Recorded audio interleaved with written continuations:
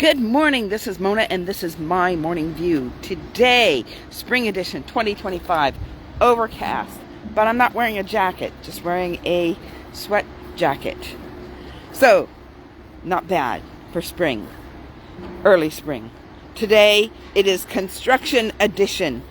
You can hear the noise in the background, you can hear the workers on the road raking the rocks in front of my house. That term, raking the rocks, it's when you take the rake and you pull through and you pick out all the rocks that don't fit in the rake. The big rocks, they come out and are removed. And I want to thank Jesus today. I want to thank Jesus that's what he does with us, with preparation, with breaking up the fallow ground, with taking out the rocks before the planting, before the growth, before the harvest. You must first break up the fallow ground and rake the rocks. You need to remove the large boulders. All right. So that's that. There is a cat hair on my phone and I have to remove it, so I don't know what it's going to do when I touch the screen. There we go. Oh, got it off. All right. Squirrel moment. Another cat hair moment. All right. Today, it is Wonderful Wednesday. Wonderful Wednesday is the day that we thank God for things in our life. Thank God for the things that he reveals to us during the week. Thank God for the very breath that we have. So, Wonderful Wednesday, the day on social media that I give thankfulness, gratitude to the Lord. All right, so where we're going is this. And I've said it before, and I will say it multiple times more again.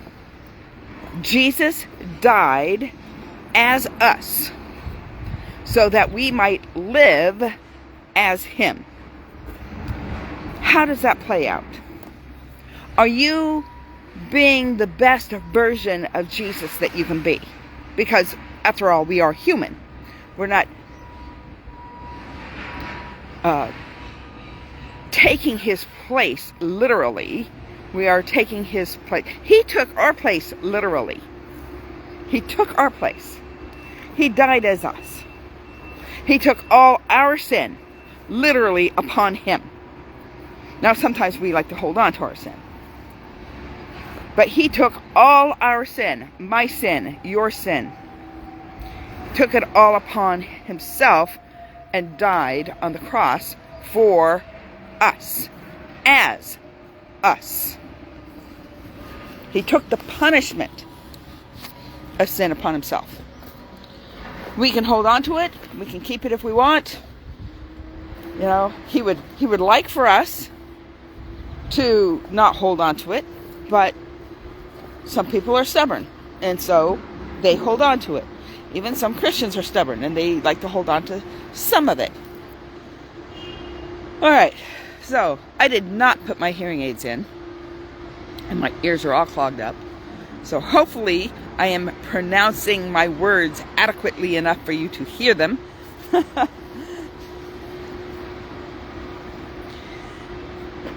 There's a phrase in the military, in the veteran community, it's called survivor guilt. Survivor guilt. And what happens is your buddy dies. Either your buddy dies in combat or something, or there's, and you were supposed to be there and you weren't there. You were supposed to be there. And it should have been you and not them. Or somehow you survived and they didn't. Whatever the scenario is, right? You have this survivor guilt.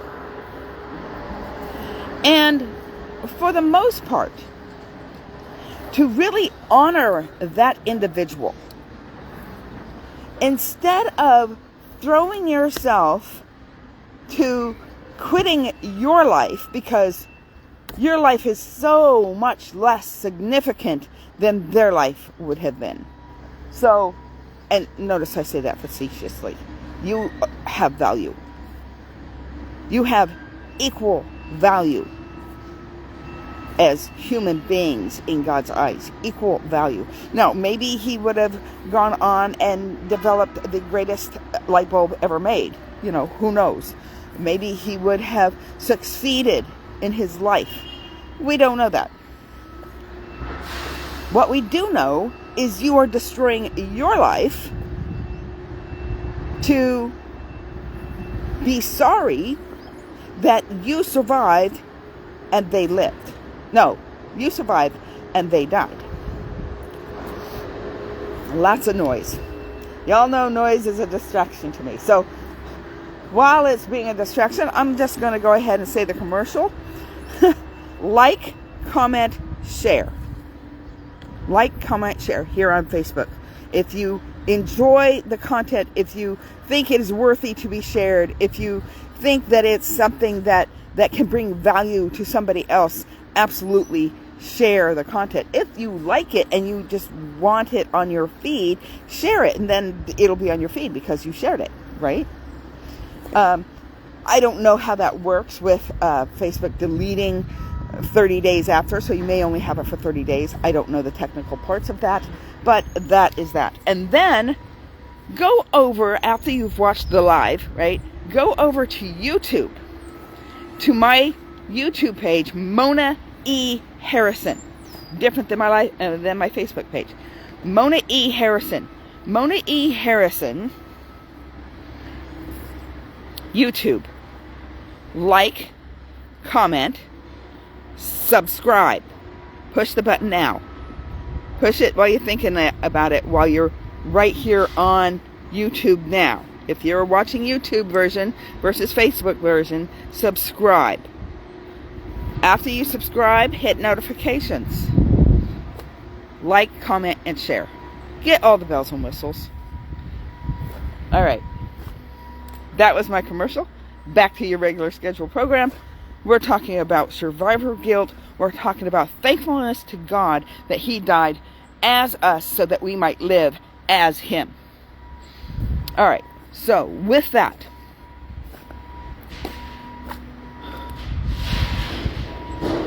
how much more honorable would it be to your buddy that had passed away and you survived, that you lived the very best version of them, versus killing yourself off with drugs and alcohol and not caring about your life and not taking a shower and not, whatever the symptoms of that is. Whatever negative thing that you're taking it down that trail because you thought that you should have died and they should have lived, and somehow your life is less valuable than theirs, and that they would have had a wonderful life, If you really want to honor them, you'll live the best that you could possibly live. Either as yourself, in honor of them, or as them. You're not going to take their name. You're not going to plagiarize. You're not going to pretend you're them. You're not going to go in and walk in and say, "Honey, I'm home," to his wife and kids. You're not going to do that. You're going to have your own wife, your own kids. But you're going to live your life as someone who really wanted to live and didn't get that opportunity. So, with all the noise in the background, I'm going to leave you with that. Thank you, God. Thank you for dying as me, so that I might live as you. And sometimes we don't pull it off all the right way. Sometimes the rocks weren't raked before the road foundation was laid. And eventually those rocks rise to the surface and they create lumps in the road. And eventually that causes the asphalt to break down, or the cement, or whatever it is that you're laying. And as that rises to the surface, it breaks down the road. And then a lot of times they just throw patch on it. Let's just throw some patch on it. That'll work. And then when the storms come and the freezes come, the patch all comes out and you're left with a pothole. And sometimes they'll lay a whole other layer on top of it. Temporary solutions, temporary cover-ups, when in reality what you need to do is get the rocks out before it's laid. But if it's already been laid and you're finding rocks coming to the surface, get the rock out. Fill it. And you don't just fill it level, because when you fill a pothole level, you know what happens? It settles. And then you're still left with a pothole. Just not as deep. Or until it breaks up, and then it, is even deeper still. You have to be intentional.